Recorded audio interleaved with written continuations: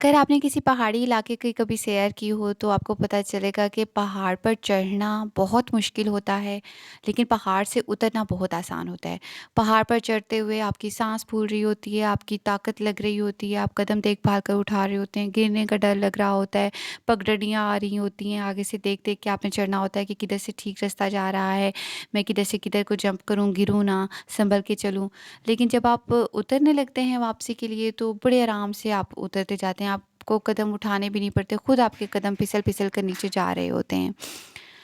اللہ تعالیٰ نے انہی دونوں چیزوں سے اپنے دو راستوں کی تشبیہ دی ہے کہ اگر آپ نے جنت کی طرف راستہ اختیار کرنا ہے تو وہ پہاڑ کے اوپر چڑھنے کی طرح ہے کہ بڑا دشوار گزار ہوگا، بڑی طاقت لگے گی، خود کو مارنا پڑے گا۔ اور اگر آپ نے کھڈے میں گرنا ہے، جہنم کی کھائی میں گرنا ہے تو بڑا آسان راستہ ہے اس کا۔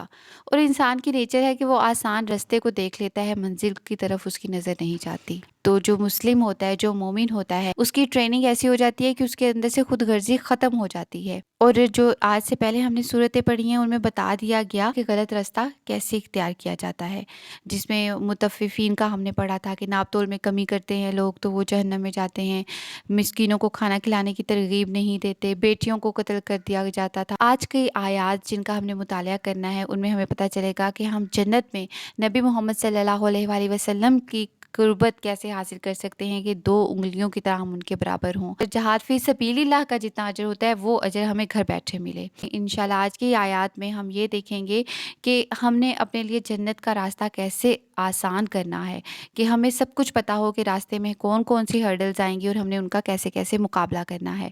خاص طور پہ خواتین، کیونکہ ہم سب جانتی ہیں کہ جہنم میں زیادہ تعداد خواتین کی ہونی ہے۔ تو آج کی آیات کو بہت غور سے سنیے گا، سمجھیے گا اور اللہ تعالیٰ سے دعا کریں گے کہ اللہ تعالیٰ ہمیں اس پر عمل کرنے کی بھی توفیق عطا فرمائیں۔ رب اشرح لی صدری ویسر لی امری واحلل عقدۃ من لسانی یفقہوا قولی رب زدنی علما رب زدنی علما رب زدنی علما۔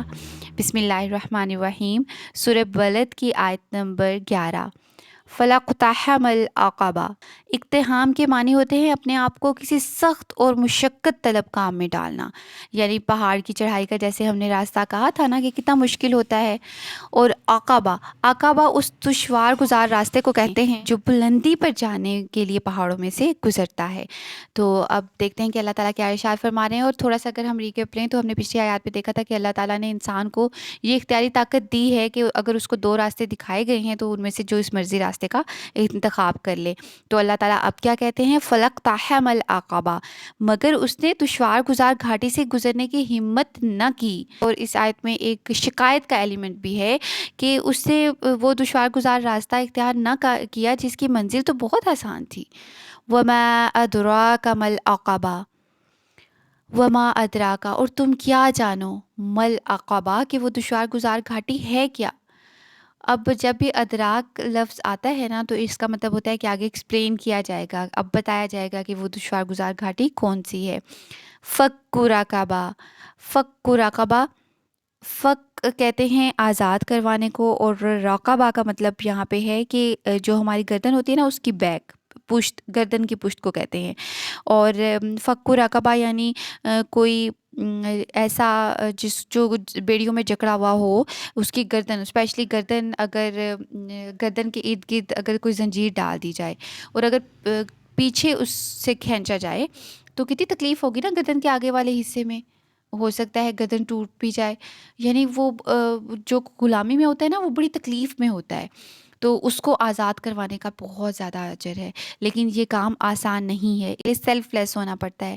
تو اس کے لیے اپنے آپ کو مارنا پڑتا ہے اور دوسرے کے بارے میں سوچنا پڑتا ہے۔ تو اسلام ہمیں ایسا چاہتا ہے۔ اللہ تعالیٰ کے پسندیدہ لوگ ایسے ہیں جو خود غرض نہیں ہوتے، وہ اپنے آپ کو چھوڑ کے، اپنی ضروریات کو چھوڑ کے اپنے بارے میں نہیں سوچتے، وہ دوسروں کے بارے میں سوچتے ہیں۔ فکو رقبہ، کسی گردن کو غلامی سے چھڑانا۔ اور فکو رقبہ کی ایک بڑی پیاری تفسیر میں نے ایک جگہ پڑھی تھی کہ اپنے آپ کو گناہوں سے آزاد کرنا توبہ کر کے۔ او اطعام فی یوم ذی مسغبہ، اطعام ہم نے پہلے بھی پڑھا ہے کہ کھانا کھلانے کو کہتے ہیں، لیکن یہاں پر اطعام میں نا ایک اور مطلب چھپا ہے کہ ایک دفعہ کھانا نہیں کھلا دینا، یہ ایک دفعہ کا کام نہیں ہے۔ آپ نے मुस्तकिल मिजाजी के साथ ये काम किए रखना है। कौन सा? औ इत्आमुन फ़ी यौमिन ज़ी मस्ग़बा, आपने खाना खिलाना है ज़ी मस्ग़बा। मस्ग़बा कहते हैं जैसे वो होता है कहत के दिन होते हैं या बहुत बुरी मुआशी हालात जब चल रहे हों, तो जब बुरे मुआशी हालात चल रहे होते हैं तब आप अपने बारे में भी कॉन्शियस होते हो ना, कि आप कोशिश कर रहे होते हो कि आप खाना वगैरह स्टोर करके रख लो और वो गंदम इकट्ठी कर लो, चावल इकट्ठे कर लो। लेकिन अल्लाह ताला क्या इरशाद फरमा रहे हैं, आपने उन मुश्किल दिनों में दूसरों को खाना खिलाना है। ये और किन किन को स्पेशली दो कैटेगरीज बताई गई हैं, यतीम ज़ा मकरबा और औ मिस्कीन ज़ा मतरबा। यतीम ज़ा मकरबा, किसी करीबी यतीम, औ या मिस्कीन ज़ा मतरबा, या खाक नशीन मिस्कीन को खाना खिलाना है। दो सवाल माइंड में आते हैं कि खाकनशीन का क्या मतलब है और मिस्कीन कौन होता है। तो मिस्कीन वो होता है कि जिसको देखकर आप सोचें कि यार ये कैसे ज़िंदा रह रहा है, कैसे गुजारा कर रहा है। आपको उसकी तनख्वाह कम लग रही है, कोई चौकीदार है आपके जहाँ जॉब करती हैं वहाँ पे है, या कोई भी आया है जहाँ आप जॉब करती हैं वहाँ आप देखती हैं, या किसी स्कूल में आप बच्चे पढ़ाती हैं वहाँ पे कोई आया है, या कोई भी बंदा जिसकी आपको लगता है कि यार इसकी तनख्वाह इतनी कम है, आपका कोई रिलेटिव है, कोई बहन भाई, कोई कज़न, तो आप सोचती हैं कि यार इसकी इतनी कम तनख्वाह है, इसके इतने बच्चे हैं, ये कैसे गुजारा करता होगा या ये कैसे गुजारा करती होगी, तो वो मिस्कीन है। उसको खाना खिलाना। और खाक नशीन कैसे? जो मिस्कीन होता है वो अपने सिर्फ पेट पूजा के लिए ही वो कितनी मेहनत करता होता है ना। उसका वो घर नहीं है, वो किराए के मकान पर रहता है, वो घर से बाहर जब दौड़ धूप करता है तो मट्टी मट्टी हो जाता है ना।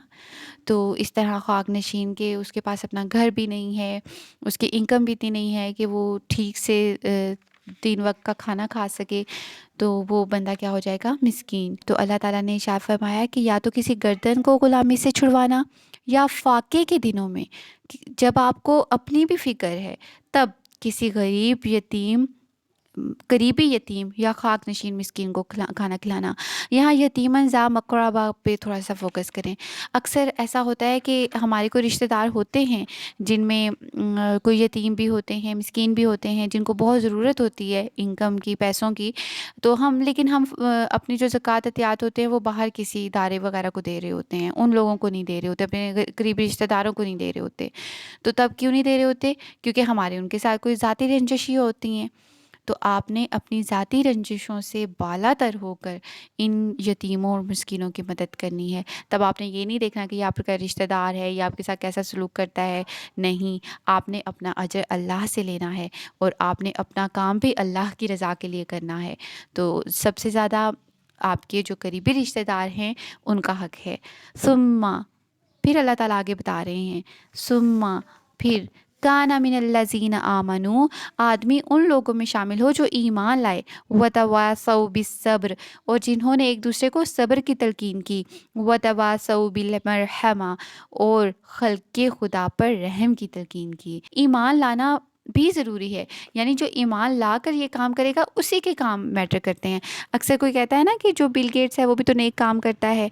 हाँ, वो नेक काम करता है, बहुत ज़्यादा करता है, मगर वो अल्लाह ताला को एक नहीं मानता, वो अल्लाह ताला पर ईमान नहीं लाता। तो उसके अब अल्लाह ताला ने तो बता दिया कि जो भी दुनिया में है, चाहे वो मुस्लिम है, नॉन मुस्लिम है, सबकी ज़िंदगी मुशक्क़त भरी है। लेकिन इन ज़िंदगियों की मुशक्क़त का अजर आखिरत में सिर्फ़ उसको मिलेगा जो अल्लाह ताला के मुताबिक, अल्लाह ताला की रज़ा के मुताबिक, अल्लाह ताला की दी हुई आखिरी किताब के मुताबिक अपने अमाल को ढालेगा। सब्र क्या होता है? और ये जो पीछे हमसे डिमांड्स की गई हैं, ये क्यों की गई हैं? सब्र ये होता है कि आपने एक काम पूरी ज़िम्मेदारी के साथ, बर्दाश्त, तहम्मुल के साथ, कॉन्स्टेंटली और कंसिस्टेंसी से, पूरी कमिटमेंट के साथ करना है।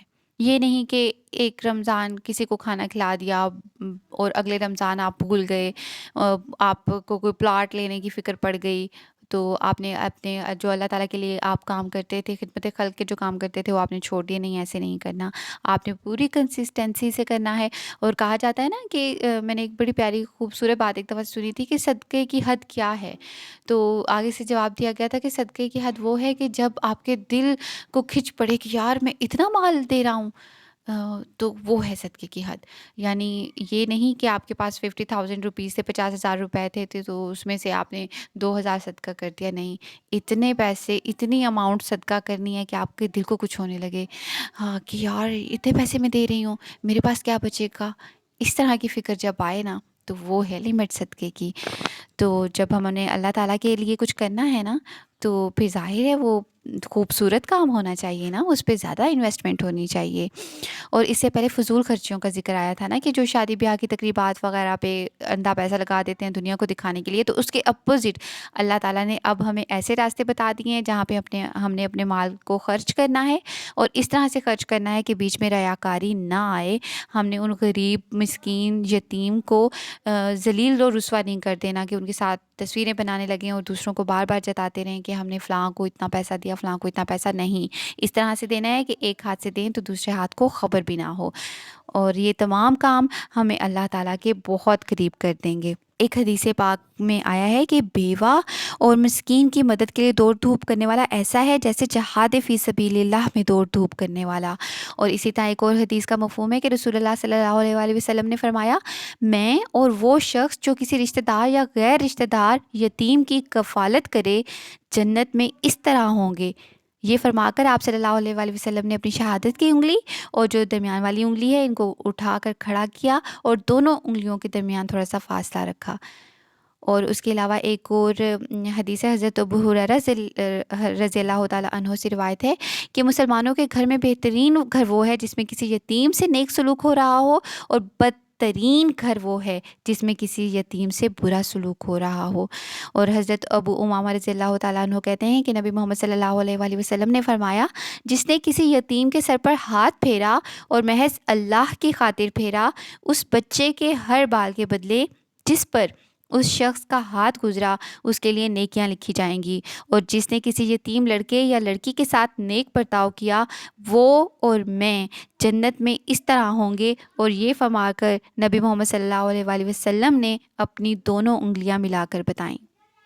ابن عباس رضی اللہ تعالیٰ عنہ کا بیان ہے کہ نبی محمد صلی اللہ علیہ وآلہ وسلم نے ارشاد فرمایا، جس نے کسی یتیم کو اپنے کھانے اور پینے میں شامل کیا، اللہ نے اس کے لیے جنت واجب کر دی، اللہ یہ کہ وہ کوئی ایسا گناہ کر بیٹھا جو معاف نہیں کیا جا سکتا. اور آپ کو پتہ ہے دلوں کی سختی کا کیا علاج ہے؟ حضرت ابو ہریرہ رضی اللہ تعالیٰ عنہ فرماتے ہیں کہ ایک شخص نے رسول اللہ صلی اللہ علیہ وآلہ وسلم سے شکایت کی کہ میرا دل سخت ہے. تو نبی محمد صلی اللہ علیہ وآلہ وسلم نے فرمایا، یتیم کے سر پر ہاتھ پھیر اور مسکین کو کھانا کھلا. کتنی فضیلت ہے. اور اسپیشلی جب رمضان المبارک کا مہینہ ہے تو ہر نیکی کا اجر اتنا بڑھا دیا جاتا ہے. تو قرآن پاک میں جن چیزوں کی تلقین کی گئی ہے ہمیں وہ کام رمضان المبارک میں ضرور کرنے چاہیے. سورہ بلد کی آیت نمبر 17 سے ہمیں ایک اور بات پتہ چلتی ہے کہ ہم نے صرف انفرادی طور پر سب کچھ نہیں کرنا. ہر ایمان لانے والا ان دوسرے لوگوں کے ساتھ مل جائے جو ایمان لائے ہیں، تاکہ اس سے اہل ایمان کی ایک جماعت بنے، ایک مومن معاشرہ وجود میں آئے، اور اجتماعی طور پر ان بھلائیوں کو قائم کیا جائے جن کا قائم کرنا، اور ان برائیوں کو مٹایا جائے جن کا مٹانا ایمان کا تقاضا ہے. مومن معاشرے کی دو اہم خصوصیات ہیں اس آیت میں سمو دی گئی ہیں، ایک دوسرے کو صبر کی تلقین کرنا اور ایک دوسرے کو رحم کی تلقین کرنا. مومن کی پوری زندگی صبر کی زندگی ہے، اور ایمان کے راستے پر قدم رکھتے ہی آدمی کے صبر کا امتحان شروع ہو جاتا ہے. اللہ کی فرض کردہ عبادتوں کے انجام دینے میں بھی صبر درکار ہوتا ہے، اور اللہ تعالیٰ کے احکام کی اطاعت اور پیروی میں بھی صبر کی ضرورت ہوتی ہے. اللہ کی حرام کی ہوئی چیزوں سے بچنا صبر کے بغیر پاسبل ہی نہیں ہے. اخلاق کی برائیوں کو چھوڑنا اور پاکیزہ اخلاق اختیار کرنا صبر چاہتا ہے. قدم قدم پر گناہوں کی ترغیبات سامنے آتی ہیں جن کا مقابلہ صبر ہی سے ہو سکتا ہے، اور صبر کی بہترین پریکٹس رمضان المبارک میں ہے، اور بہترین موقع ان تمام نیکیوں کو حاصل کرنے کا ہے جو اللہ تعالیٰ نے ہمیں ان آیات میں بتا دی ہیں. رہا رحم، تو اہل ایمان کے معاشرے کی امتیازی شان ہی یہی ہے کہ وہ ایک سنگ دل، بے رحم اور ظالم معاشرہ نہیں ہو سکتا، بلکہ انسانیت کے لیے رحیم اور شفیق اور آپس میں ایک دوسرے کا ہمدرد اور غم خوار معاشرہ ہوتا ہے. فرد کی حیثیت سے بھی ایک مومن اللہ کی شان رحیمی کا مظہر ہے، اور جماعت کی حیثیت سے بھی وہ مومنوں کا گروہ اللہ کے اس کے رسول کا نمائندہ ہے، جس کی تعریف میں فرمایا گیا، وَمَا أَرْسَلْنَاكَ إِلَّا رَحْمَةً لِلْعَالَمِينَ. آمین کہ نبی محمد صلی اللہ علیہ وآلہ وسلم نے سب سے بڑھ کر جس بلند اخلاقی صفت کو اپنی امت پہ فروغ دینے کی کوشش فرمائی تھی وہ کیا تھی؟ وہ یہی رحم کی صفت تھی۔